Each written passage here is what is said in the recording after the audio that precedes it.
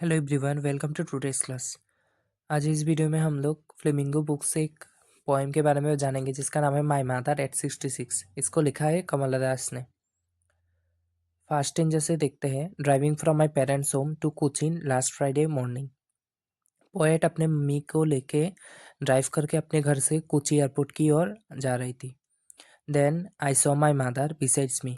कवि के साथ ही उसकी मम्मी भी बैठी हुई थी बाजू वाले सीट पे। Doze open mouthed, her face ashen like that of a corpse. अभी हमें जो पोएट है वो अपने मम्मी का फेशियल एक्सप्रेशन के बारे में बोल रहा है कि उसके जैसे मुंह खुला हुआ है, फिर चेहरों में झुर्रियाँ आ गया है, फिर बहुत एजेड दिख रहा है और ऐसा प्रतीत हो रहा है कि उसका एज हो चुका है। और ये सोचते हुए हमारा जो पोएट है कमला दास वो थोड़ा सा उदास है।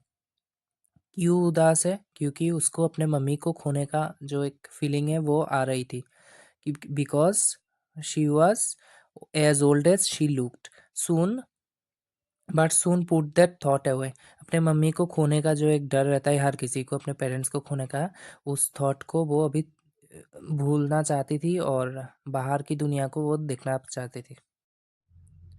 उसके नेक्स्ट स्ट्रिंजर में है but soon put that thought away and looked out at young tree sprinting and merry children spilling out of their Holmes.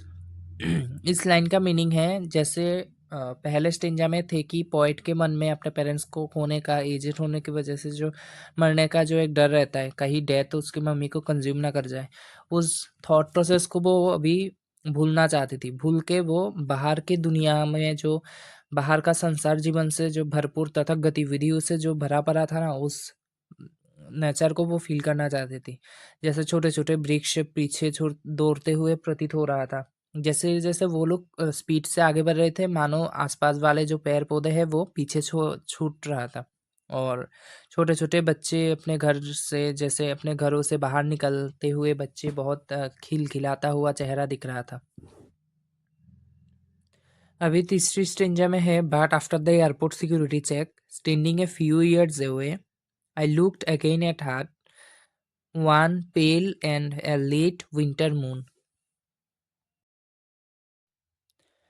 अभी जो पोएट है वो अपने मम्मी के साथ लेके अभी एयरपोर्ट पहुंच चुके हैं। तो एयरपोर्ट में सिक्योरिटी चेकिंग के बाद वो अभी अपने मम्मी से थोड़े कदम दूर में खड़े होके फिर से अपना मम्मी का चेहरा देख के दोबारा उसी सोच में पड़ गया कि डेथ कहीं मेरे मम्मी को मुझसे ना अलग कर दे। उस सोच में उनका फेस का जो एक जो मुरझाया हुआ चेहरा देख के उसके जो बच्ची है, जो पोएट, उनको दोबारा से वही चेहरा याद आ रहा था।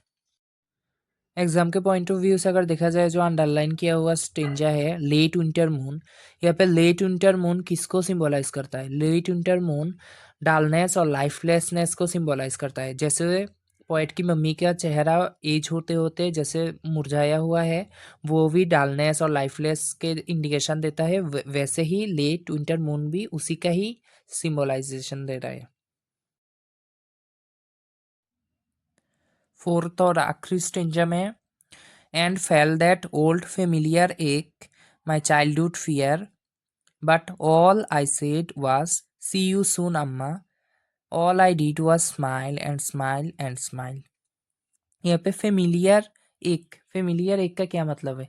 यहाँ पे जो पोएट का एक डर था, fear of losing her mother, and वो सोच कि शायद मैंने अपने मम्मी का ठीक से ख्याल नहीं, देखभाल नहीं कर पाया जितना करना चाहिए था। और वो सोच सोच के और फिर एक डर जो मौत को लेकर है, जो पोएट को अपने मम्मी से सेपरेट कर दे, उसी चीज़ का जो एक डर रहता है चाइल्डहुड से ही। लेकिन उन्होंने अपने जो इमोशन पे काबू किया पोएट ने, और अपने मम्मी को दोबारा फिर से मिलने की एक कामना भी मन ही मन कर रही थी। और फिर अपने मम्मी को अलविदा कहते समय चेहरे पर मुस्कान बिखर रहा था। इसीलिए जो पोएट है वो बार बार स्माइल स्माइल स्माइल करके अपने मुस्कान से चेहरे को हैप्पी दिखाना चाहती थी। Major theme of the poem की बारे में अगर बोला जाए तो पहला आता है एजिंग। एजिंग जो हमारे, जो हम लोग जो नेचुरली बच्चों से बुरे होते हैं, तो एजिंग थीम यूज़ हुआ है। फिर होता है फियर ऑफ लॉस, कहीं डेथ हमारे अपनों को ना कंज्यूम कर जाए, उसी का जो एक डर रहता है। The bond between mother and a daughter. चौथा होता है contrast between youth and as.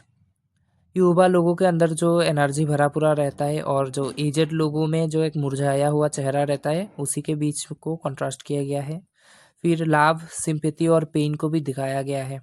जो एक प्यार रहता है बच्चों अपने पेरेंट्स के साथ, फिर उनको खोने का जो गम हमेशा हमारे अंदर रहता है, उसी को अच्छे से हाईलाइट किया गया है। That's all about today's video. Please don't forget to like, share and subscribe to